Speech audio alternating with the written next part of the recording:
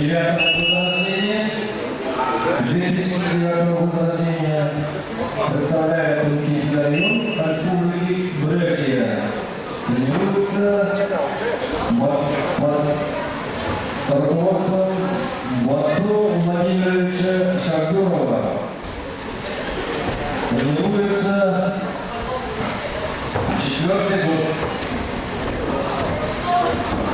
Его вызови синий трикот. Аскеров Камал. Кемеровская область, Новокузнецк.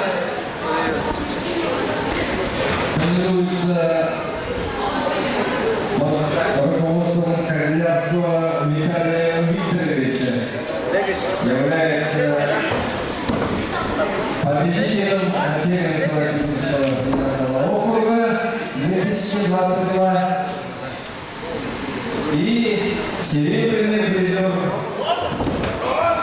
международного турнира на призе трехкратного олимпийского чемпиона Бовайсара Сайкиева в городе Красноярске 2021.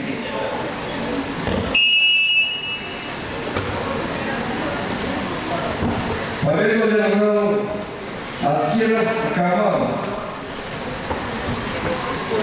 Кемеровская область.